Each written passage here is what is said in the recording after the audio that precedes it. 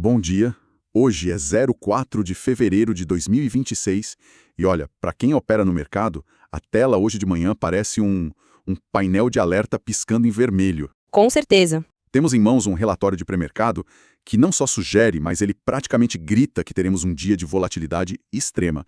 Nossa missão aqui é tentar decifrar o que está por trás disso. E o relatório aponta, para uma convergência bem rara de fatores de risco. É quase como se três tempestades diferentes estivessem se encontrando no mesmo ponto, bem em cima do nosso mercado. É uma ótima analogia. Quem está na frente da tela hoje, em qualquer lugar do mundo, está com o pé no freio. O clima geral é de não vamos fazer nenhuma loucura. Cautela defensiva. Exato. A ordem do dia é defender o capital, não é sair buscando lucros a qualquer custo.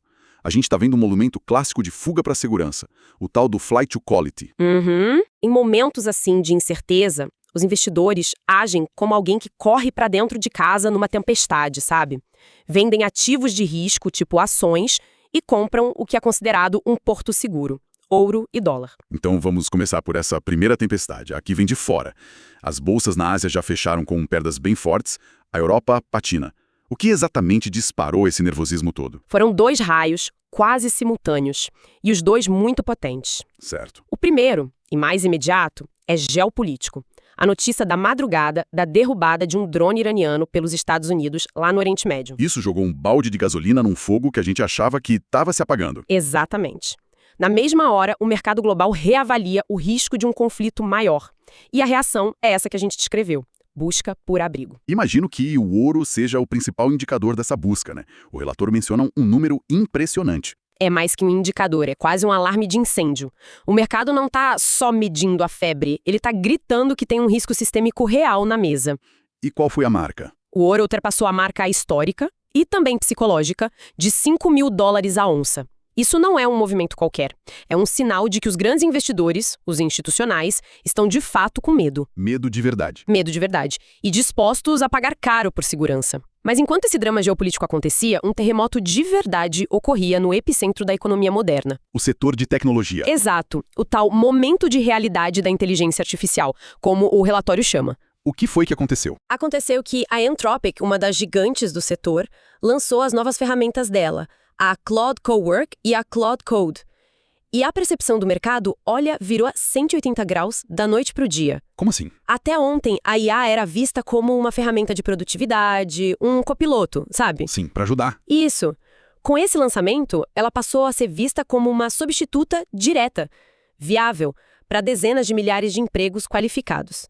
Desenvolvimento de software, TI, análise de dados. Espera aí, isso é um paradoxo. Uma inovação que todo mundo esperava, um avanço tecnológico enorme, em vez de gerar euforia, causou pânico. Exatamente esse é o ponto. E o mais impressionante não é nem o número do prejuízo, os $280 bilhões que evaporaram de valor de mercado. Que é um número absurdo. É absurdo, mas o impressionante é o motivo. O mercado não puniu uma empresa por um resultado ruim, ele puniu um setor inteiro por uma inovação bem-sucedida. É fascinante. O avanço chegou e, em vez de festa, gerou pânico sobre a obsolescência de modelos de negócio que pareciam sólidos ontem. Uau, ok. Então como é que esse tsunami, vindo de fora, com geopolítica e tecnologia, atinge a nossa praia, aqui no Brasil? Chega com força total. Primeiro, essa aversão ao risco global seca a liquidez para mercados emergentes como o nosso. O dinheiro grande prefere a segurança dos ativos americanos. Entendi. E segundo, muitas das nossas maiores empresas, Petrobras, Vale, Itaú, são negociadas em Nova York através dos ADRs.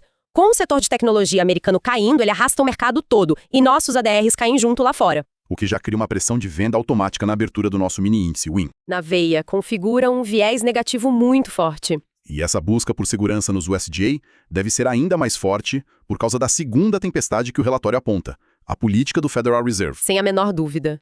Se o cenário global é uma tempestade, a política do Fed, sob o comando de Kevin Warsh, é o vento constante e forte que alimenta tudo isso. O famoso higher for longer. Exato. A filosofia de juros altos por mais tempo deixou de ser teoria e virou a realidade que dita o preço de todos os ativos no mundo em 2026. Mas por que o impacto é tão forte agora? A gente já não vem falando disso há meses. O que mudou é que o mercado finalmente se convenceu de que não é blefe. A inflação americana, apesar de ter caído, ainda insiste em ficar ali em 2,70% acima da meta. E a resposta do Warsh? É manter os juros reais em território restritivo. Pensa na taxa de juros americana como o centro de gravidade do dinheiro no mundo. Quando ela sobe, a força de atração aumenta.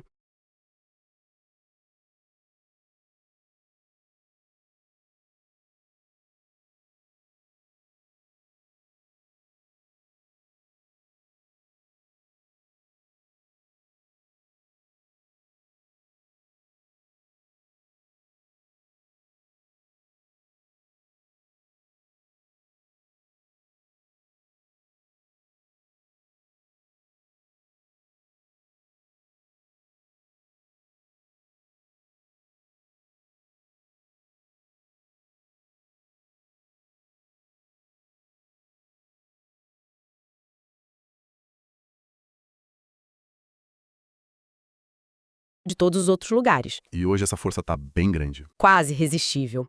A Treasury de 10 anos, que é o título do governo americano, está pagando 4,255% ao ano.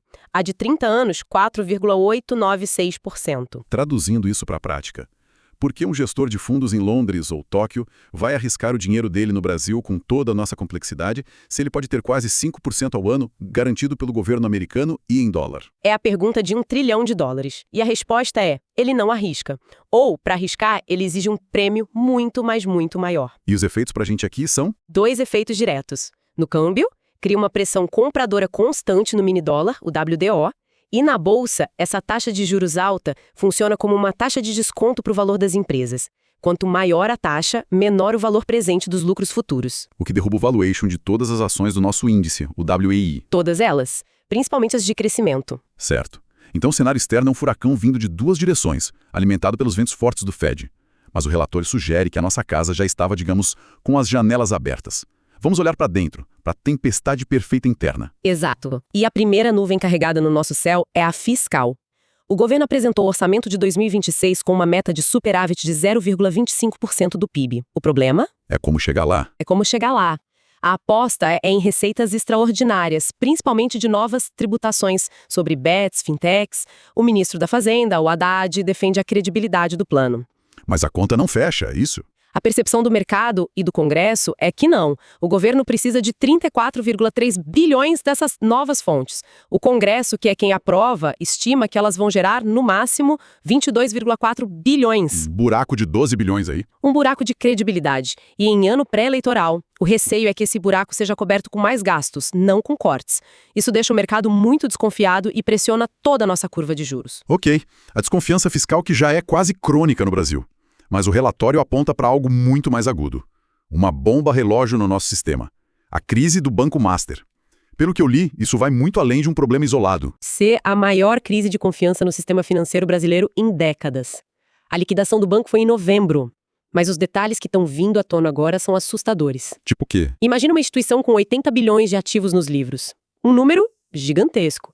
E no momento da intervenção do Banco Central, eles tinham só 4 milhões em caixa. 4 milhões? 4 milhões. O rombo sugere uma fraude bilionária. E as consequências disso já estão se espalhando, certo? Em todas as direções. Já virou crise institucional, Polícia Federal investigando, Senado abrindo comissão de apuração, TCU auditando o próprio Banco Central. E tudo no STF, claro. Claro. E isso abala a base de todo o sistema, que é a confiança. E qual o impacto prático disso para o mercado hoje, agora? A percepção de segurança de todos os bancos diminui. Segundo, o custo do dinheiro sobe.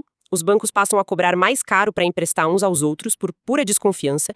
E como o setor financeiro tem um peso gigantesco no IN... Qualquer estresse ali é um fator de baixa potencíssimo para a bolsa toda. Exatamente. É um risco nosso, específico do Brasil, que se soma a todo o pessimismo que vem de fora. É uma combinação explosiva. E para completar, a agenda de indicadores de hoje é descrita como um campo minado. O relatório destaca uma janela de tempo específica como sendo de altíssimo perigo. Sim, e esse é talvez o conselho mais prático para quem vai operar hoje. Atenção máxima entre 15h15 e 17h30 no horário de Brasília. Por quê? Teremos uma sequência de dados de altíssimo impacto vindo dos Estados Unidos, um atrás do outro. E por que essa sequência é tão perigosa, especificamente hoje? Porque ela pode jogar mais lenha na fogueira do Fed. Às 15h15 sai a variação de empregos ADP. Às 15h30, anúncio de reembolso do Tesouro Americano. E às 17h, o PMI de serviços do ISM. Que é um termômetro importante da economia. Um dos melhores. Se qualquer um desses números, especialmente emprego e serviços, vier mais forte que o esperado, o mercado vai interpretar que a economia americana está aquecida demais. E que o Fed vai ter que manter os juros altos por ainda mais tempo. Exato. O que, por sua vez, fortaleceria ainda mais o dólar, o WDO, e derrubaria o nosso índice, o IN. E o anúncio do Tesouro, às 15h30, também mexe com a nossa curva de juros, imagino. Diretamente. A correlação é altíssima. Um aumento na necessidade de financiamento lá pressiona os juros lá e os nossos DIs aqui reagem em segundos. É um período onde a volatilidade pode explodir sem direção clara. Com os algoritmos de alta frequência reagindo a tudo. Exato. A recomendação tática é muito clara. Preserve seu capital. Ficar de fora ou reduzir muito a exposição nesse intervalo pode ser a decisão mais inteligente do dia. A mensagem é clara. Entre 3 e 5h30 da tarde, o melhor trade talvez seja não fazer trade nenhum. Bom, se a gente trouxesse isso para o nosso mapa de navegação de hoje, os gráficos do mini índice e do mini dólar, o que eles diriam? Começando pelo mini dólar, o WDO, a situação é curiosa. Se a gente olha só o gráfico, a tendência é de baixa. Mas o cenário macro de hoje anula quase que completamente a análise técnica pura. O risco geopolítico, a aversão ao risco, tudo isso favorece compra de dólar como proteção. Então temos um conflito. O técnico aponta para baixo, o fundamental para cima. Exato. Os níveis para ficar de olho são o suporte em 5.266,50 e a resistência crítica em 5.319,77. O viés para abertura é de lateralidade, mas com uma chance grande de repique comprador. Talvez até um gap de alta. Entendi. E no caso do mini índice, o WIN, a situação parece o oposto. O gráfico mostra uma estrutura de alta muito forte, quase eufórica nas últimas semanas. Fechou ontem em 186.465, mas... tecnicamente sobrecomprado. Exato. É como um elástico esticado ao máximo, muito longe do ponto de equilíbrio, que seriam as médias. Ele está vulnerável a uma correção rápida, o que a gente chama de reversão à média, e os gatilhos para esse elástico estourar, Estão todos na mesa hoje. todos eles. A queda do Nasdaq por causa do pânico com a IA já seria suficiente. Mas quando a gente adiciona a crise de confiança interna do caso Master, que atinge o coração do nosso índice, O cenário para uma realização de lucros fica perfeito. fica perfeito. A assimetria de risco no índice parece pender claramente para o lado da queda. O potencial de alta parece muito limitado, enquanto o espaço para uma correção para baixo é considerável. Concordo. Meu viés para a abertura do WIN é fortemente vendedor. Probabilidade altíssima de um gap de baixa já nos primeiros minutos. Então, para amarrar a estratégia do dia, a palavra-chave é disciplina. Globalmente, o medo domina. Localmente, a crise do Banco Master adiciona uma camada de risco perigosa. Cautela no WIN é fundamental. Totalmente. Enquanto o dólar pode, de fato, servir como um porto seguro, pelo menos no curto prazo. Perfeito. A conclusão é que hoje é um daqueles dias em que os fatores macro e o risco sistêmico se sobrepõem a qualquer análise técnica isolada. O foco do operador não deve ser em adivinhar topo ou fundo, mas em gerenciar o risco e proteger o capital. Preservação é o nome do jogo. E sabe, antes da gente terminar, tem um pensamento de fundo que esse relatório deixa. O sell-off no setor de tecnologia, causado por uma inovação da Anthropic, nos mostrou de forma brutal como o modelo de negócio inteiro, que parecia inabalável, pode ser ameaçado da noite para o dia. O paradoxo do sucesso que gera o pânico. Exatamente. E isso levanta uma questão fundamental para o nosso mercado. Será que os nossos grandes setores, os pilares da nossa bolsa, como o bancário e o de commodities, estão realmente preparados para uma disrupção tecnológica parecida? Uma boa pergunta. O que acontece no dia em que uma inovação, seja em fintechs, energia limpa, materiais sintéticos, torna irrelevante a vantagem competitiva que sustentou essas empresas por décadas? É algo para se pensar, porque o dia de hoje mostrou que essa ameaça não é mais teórica. Ela é real e chega sem aviso,